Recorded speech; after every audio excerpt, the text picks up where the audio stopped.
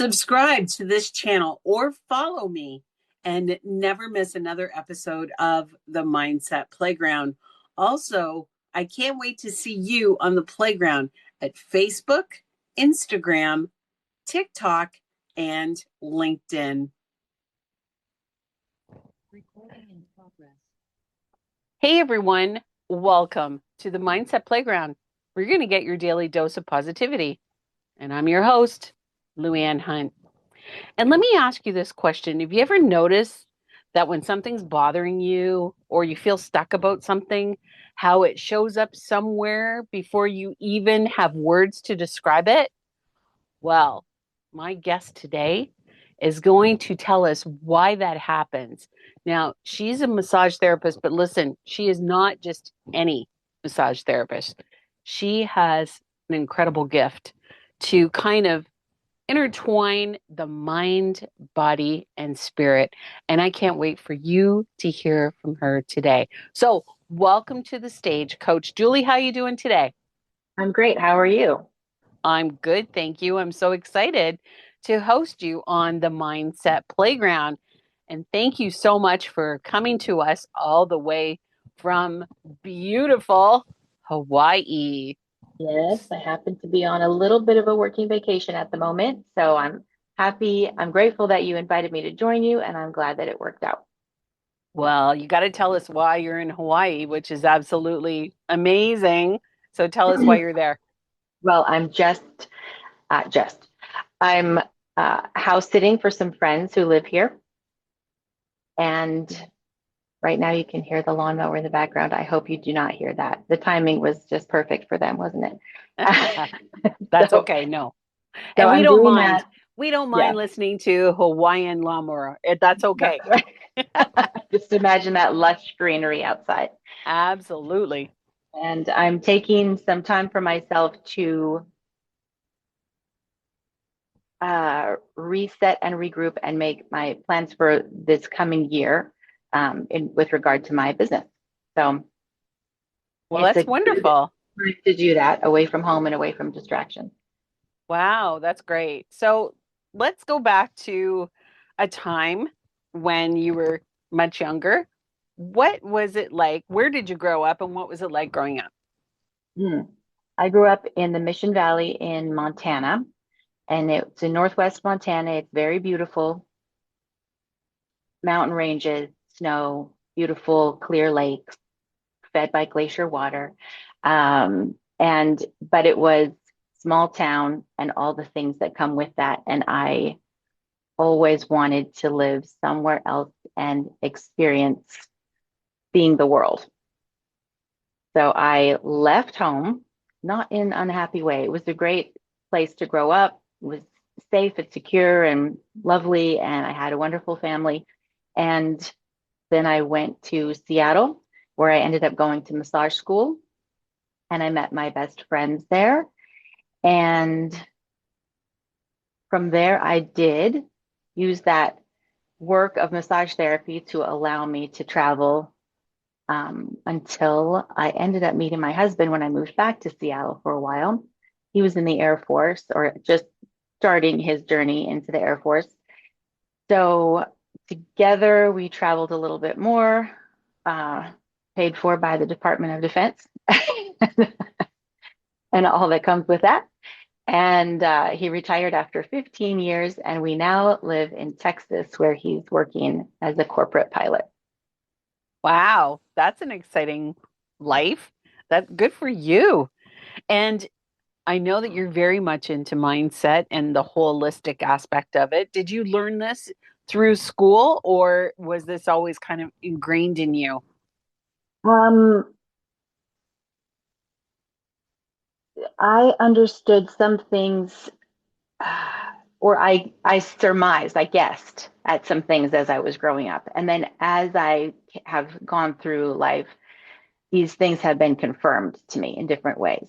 So the way that you think about things, if you have a positive attitude or not, if you're going into something with a pure heart and you're ready for it. I was raised with a strong spiritual life.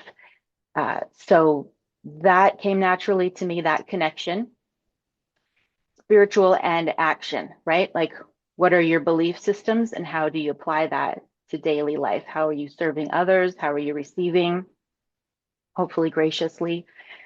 And then the connection of emotions came in probably later. And that was introduced to me probably in massage school. So there we have all three, but they were still sort of floating around independently in my mind until it all kind of came together. And I noticed things, really, my clients working with people on a daily basis and having my hands on thousands of people and listening to their stories helped also solidify that because I started to see patterns. The types of people that suffered from fibromyalgia, for example, or just different things. And as I studied the map of the body and reflexology and emotions that come with that, and the way your organs are attached to or have relationship with different emotions, just all these different things are. I'm still learning, but Yeah. it all of those elements help to bring it all together and make sense. And you can't deny that there is a connection between all those things. Ah, yes. Well, that sort of brings me to the first question that I wanted to ask you. And I hope it's not a repeat of what you just said, because that was beautiful, of course. But when you work with somebody physically and you notice, or they come in and they say that they're stuck, they can't figure out what's next in their life or something to that effect, where do you usually see the root cause show up first? In the body, the mind, or their life circumstances? I think, mm,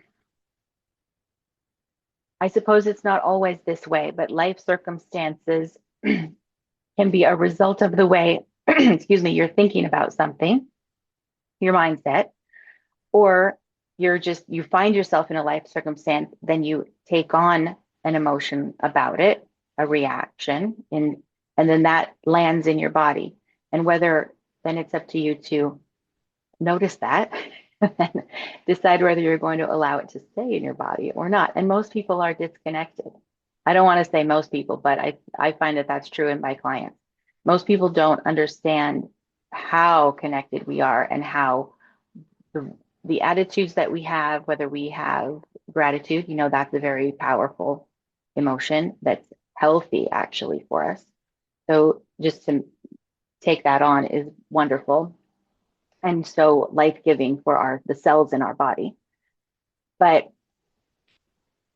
so so if someone is experiencing an emotion that maybe we can call negative, an unpleasant emotion, or an unhealthy one, like the opposite of gratitude, for example, that is going to be detrimental to the cells in our body, and it's not going to be life-giving, and probably that thing will get stuck. And I've seen how anger and frustration and bitterness can hang out in the body.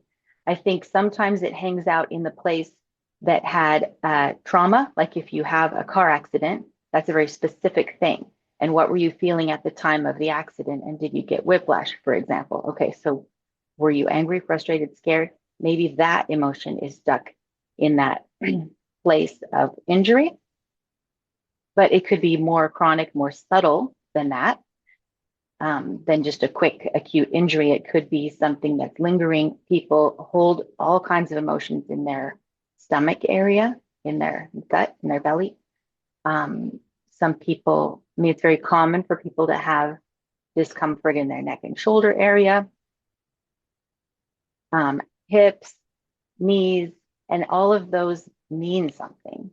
And depending on who you're talking to, there are I've there are layers of the way things are correlated. So, like I met a woman who is an she works with intercessory prayer, and she has a map of the body, and she'll just focus on the person, and she'll get a picture of what's going on in their body, and then that guides her prayer time with that person that could potentially lead to healing.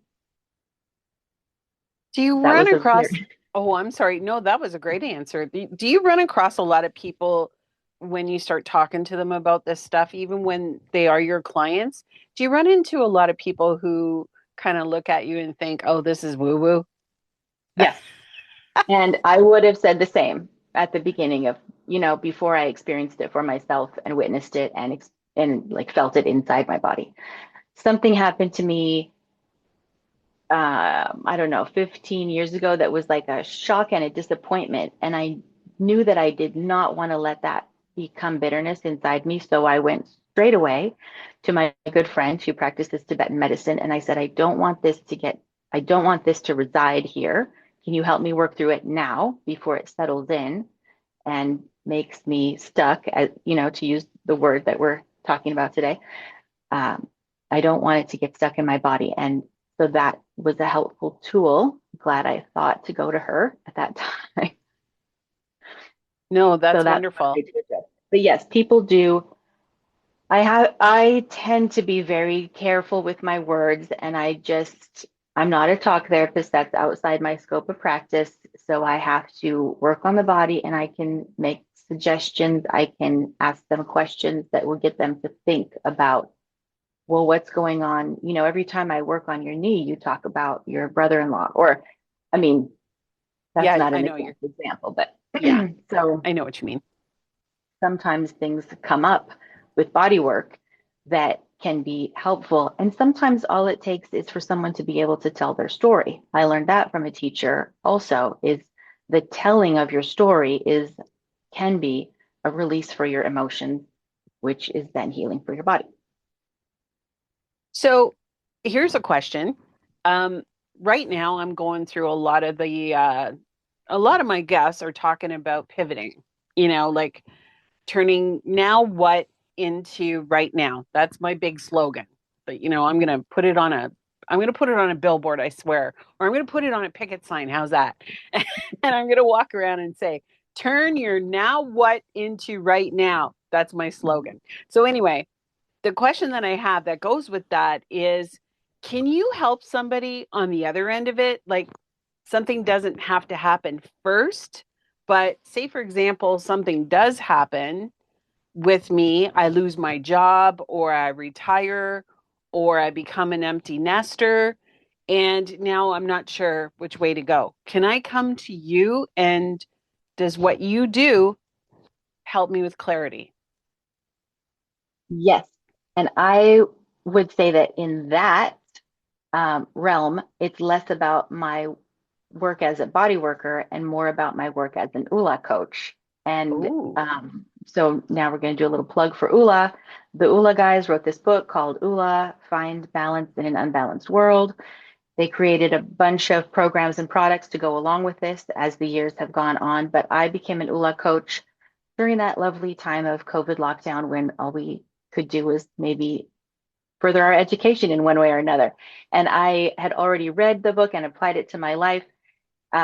Basically, it is about creating balance in the 7 key areas of life, which are fitness, finance, family, field, which is your occupation, what you do, whether you're a student, a volunteer, a full time worker.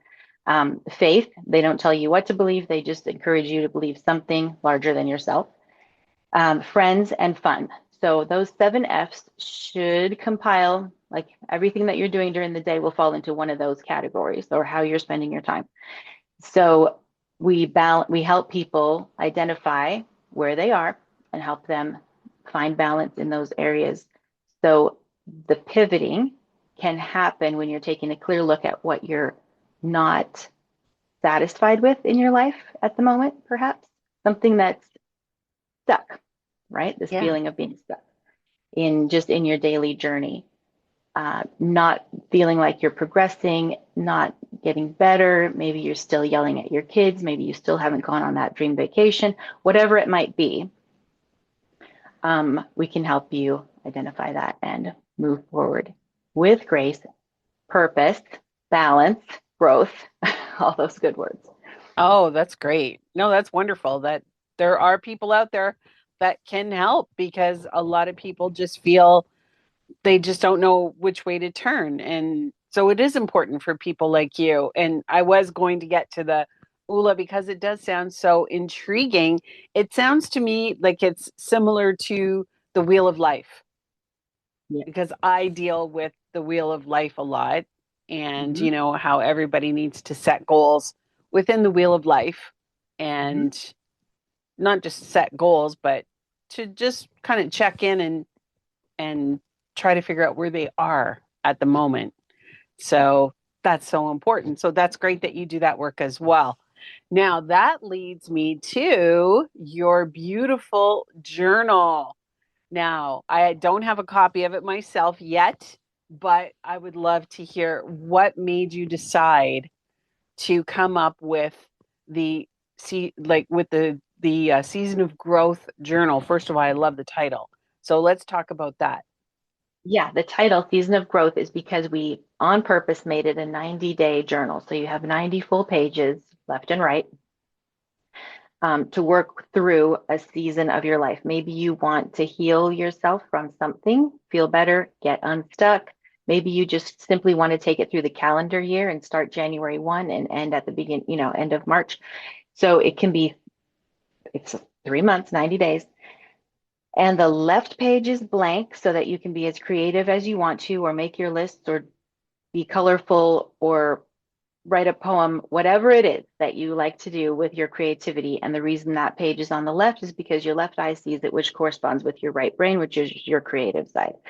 The right side of the page is full of colorful graphic prompts that remind you to pay attention to these aspects of your life. So there's a box for how am I going to nourish myself today? There's a little water droplet to track your hydration, but it's more than physical. There are prompts to help you be aware of the present moment, reflect. Maybe there was something at the beginning of the day that you weren't looking forward to, but it became a positive thing, or you found that there was a lesson in that. So just it gives you brief little, and then a reminder to take a deep breath, a little space for you to write your intention, which could be a to-do list, but these are not just daily activities that you have to do, like go to do the laundry or go to the grocery store, but things that are going to help you progress and take active steps forward to help you get unstuck. Oh, that's great. And And all the how, while, it should be reminding you to not only pay attention to your physical self, but your emotions and perhaps spirituality as well. So, yeah, sorry. no, that's okay. And that's what you do. You kind of intertwine all three. And do you find that that is kind of the whole picture that somebody needs, not just the massage? Like, I don't mean to say it like that, but No, are that's you? true because I mean, in my early days as a massage therapist, that's all I felt I could do was help someone with their physical body. And it maybe was, for most people, it was temporary. But the more we get into the aspect of like, well, this is actually, you can come to me for your painful right shoulder 1,000 times. I'll take your money. I'll work on you happily. But let's figure out why it's still there. What needs to change? Do you need to change your physical activity, or is there something emotional happening that's setting in there and making that feel stuck? So it does that kind of all, do you kind of package that all together so that people will go through those stages, or do you keep it all separate? We keep it kind of loose so that in the journal, so that people can take the journey on their own independently, because everyone is different and everyone needs to go at it at their own pace. And you a lot of people feel like they get this journal and they have to do every single step, but you don't have to. You can just do two of the things, and then maybe after a week you want to incorporate the third thing that you see over here. So these prompts are just very loose, and they're there and you can use them if you want to, but it's your journal for you to use however you need to at the time. And we do have uh, a very clearly worded suggestion for use of the journal. So people don't have to feel lost. We're holding your hand through the process, but it's there for you to use as you like, So, independently. so what made you decide to put this together? Uh, I was I remember very clearly when we had just moved to Texas, I was lying outside in the sunshine, probably having my morning quiet time, and I just wanted all these clients and friends and people I knew who felt stuck or who couldn't move forward to have a tool that they could use to keep track of things, but also open up that connection, make them aware of the connection between body, mind, and spirit. And I just had this picture in my mind. If it looked like this, then maybe people would be attracted to the idea of journaling. So I, on purpose, tried to make it be fun and inspiring a bit, but also, like I said, a little bit loose and flowy. So, I mean, I've opened up journals before at the bookstores, and it's just like task after task after task, and it's fine print, and you can't read the print because it's the same color as the page. And, and I think that would be so frustrating, and I would give up after a day and a half. So I didn't want it to be like that. I wanted it to be a journal that people were excited to use and look forward to. And I do have a couple stories about that because I have a friend who actually owns a store that sells massage related products and self-care goodies. And she wanted to sell some copies of the book. And she's had this one couple come back in repeatedly and continue to buy the journal because they're so excited about it. And at first, I don't remember if it was the husband or wife bought one for the spouse. And then they both started using it. They were like, oh, she's having such a good time with this. I'm going to use it too. So that's what I want to happen. And I did create it with my clients in mind, but that could be anybody. It's for anyone. Well, that's great. And how's it going? It's going pretty well. That's There's some great. things I can work on, you know, I can And sell some more books. I got to figure out some way how to sell some more books. oh, yeah, I know. But anyway, so what I wanted to ask about that is how did the actual writing of the book or putting the journal together, how did it change you as a person? Oh, that's a good question. I did learn a lot in the process. And you and I both know the woman who helped me publish the book, Kate Butler. She's got a fantastic company. Um, she's all about helping people grow, and she's in service, and it's wonderful. So she helped me a lot. I didn't know anything about how to get going, and I was stuck is definitely the word to use because I created the journal. I had it all laid out. I knew exactly how I wanted it to look. It was there on my desk in a pile of papers. And it was probably there for about 4 years before I finally but if I hadn't heard about Kate Butler, it might still be sitting on my desk, right? So I utilized that particular tool at that particular time, and I benefited from that. So Yeah, she's she pretty got me, wonderful. yeah. Yeah, I know. She's going to be on my podcast again because she was on my podcast before, and but we need to update that. She's amazing to work with. So, and that's where I met you. Yeah.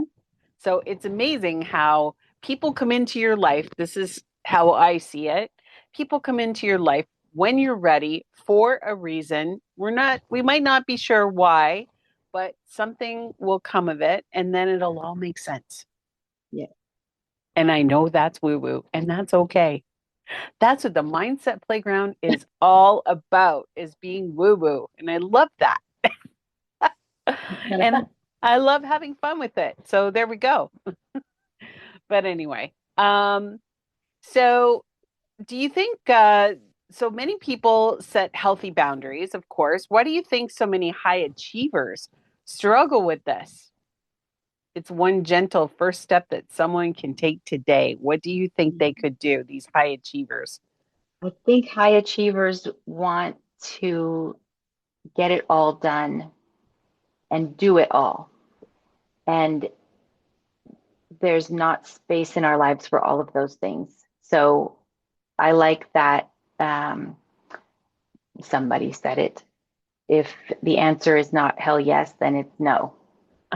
So if someone if you're a busy person, right? Let's say you've got kids in activities after school and you work and you love to cook meals. So you've got already that's a full schedule. And then someone asks you to be on a board or on a committee or something.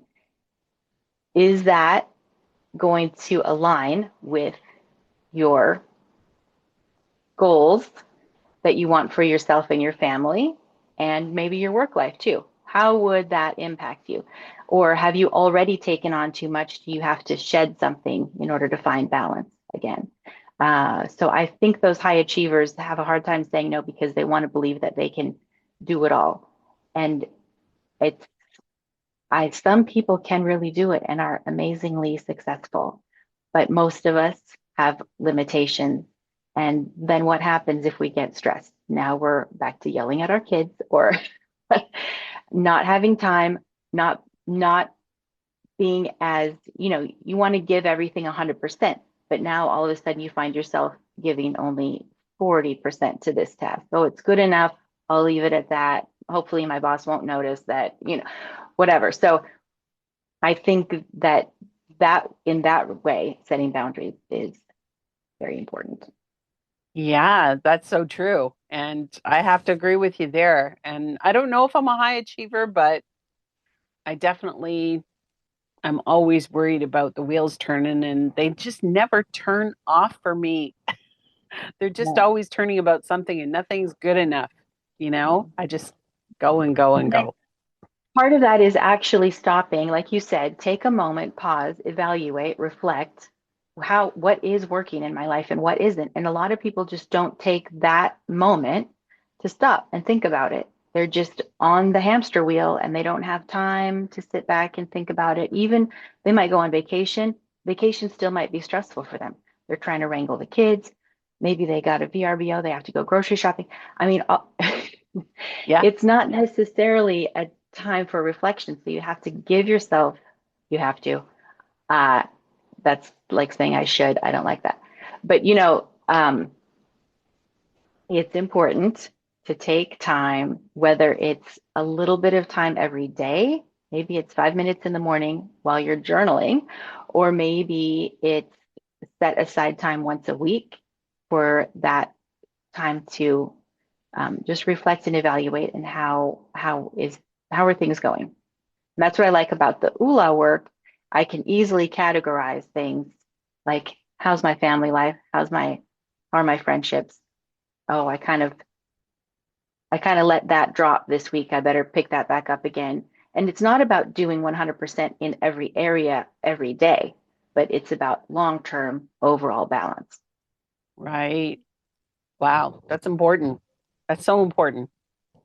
So there's one more area that we have to talk about that I'm excited about, and that is your retreats. Yes. Yes, let's talk about your retreats. That's one of the things that I want to work on, and I definitely want to do a retreat. I want to participate in one, and I want to organize one. The Um, Mindset Playground retreat. What do you think? right. I love it. Yeah, we could go to a playground. Mm-hmm. Mm-hmm. Like an adult playground, an adult form of a playground, right? There we Where go. fun is happening. Yes. Uh, let's see. I hadn't really thought about retreats until my friend who lives in Peru, she went to Peru as a missionary and stayed on. She and her husband started their own nonprofit organization, and they are serving the people in their local community in northern Peru, coastal northern Peru. So she really sees the need for Latin women to receive anything. Just they work hard. Um, they're often abused. It's not typically a great life. So she wanted to just give these women that she knew a retreat and allow them space to be pampered and just time to relax and not have to think about their responsibilities at home, not to lift a finger, So she asked me if I would help her plan a retreat. And I was not in the space in, in my head, or I didn't feel like I was prepared to do that. And I thought, well, what could I contribute? You just want me to come because I'm your friend.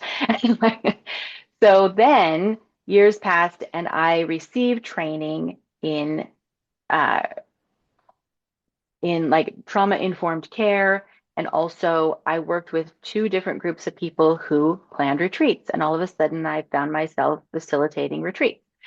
So I used what I learned. I came back to my friend in Peru and I said, I'm ready now. I know how to do this and I can build it. And we developed an outline for a really nice retreat. And also, what she wanted was to connect the mind, body, and spirit. So, even though she's there as a spiritual leader, she sees the importance of what happens if you only focus on that and you don't take care of your body and you don't take care of your mental health.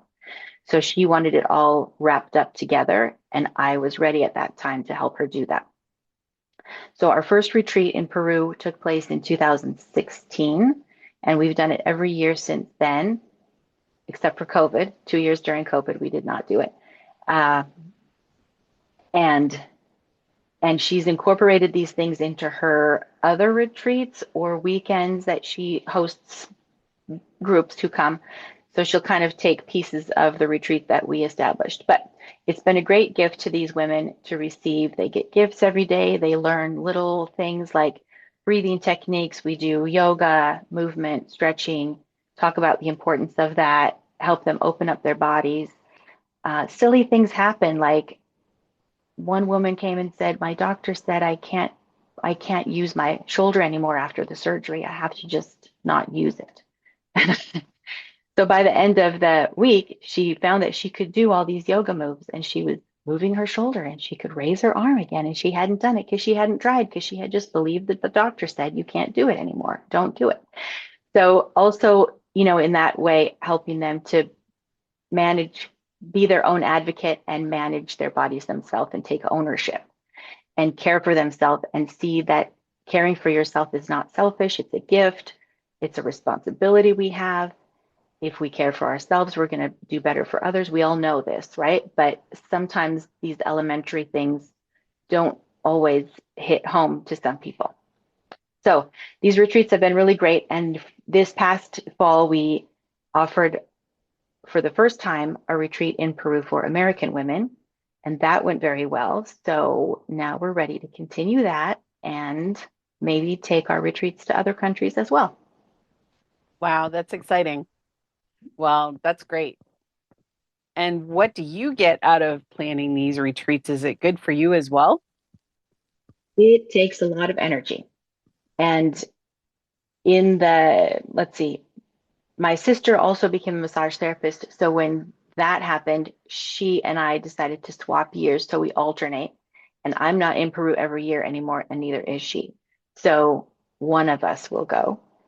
And that just gives the other one a break for the coming year. But now these Peruvian ladies, things are changing in that country, and life isn't quite so difficult. So I think it's time for them to take on a little bit of the responsibility themselves. And we don't have to have the same role that we have been having in the past. So it's a little time for pivot, perhaps, or transition, evolution in that regard. So it's okay. That's great.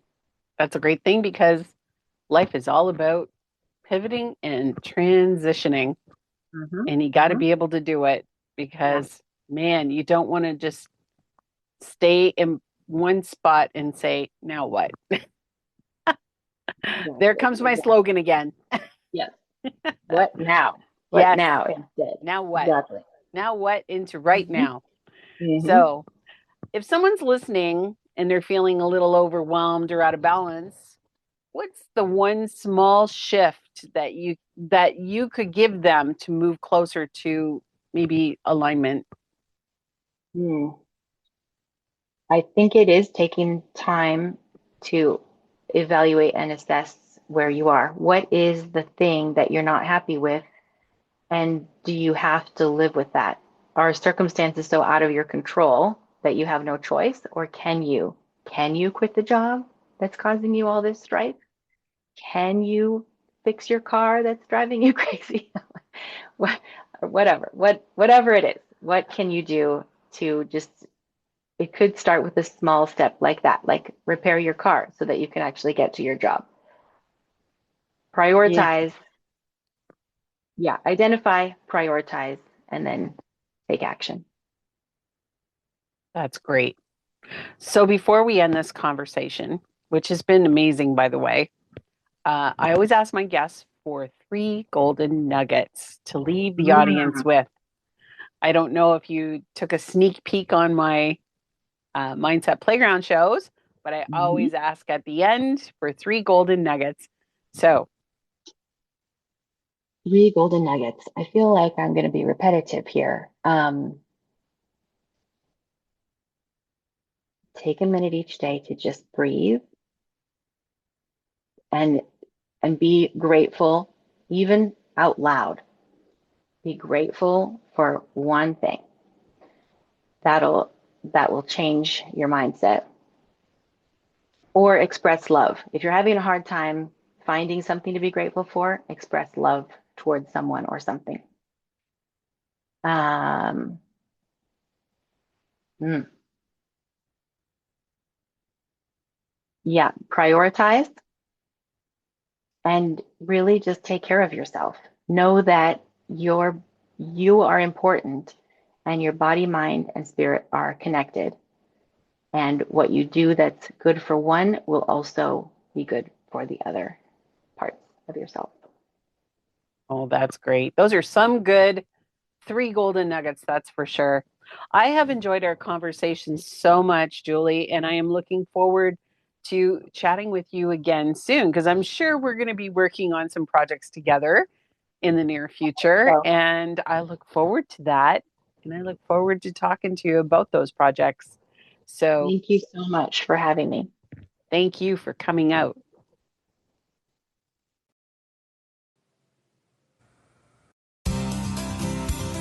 This has been the Mindset Playground with host LouAnne Hunt. Tune in each week for another daily dose of positivity right here on the Mindset Playground.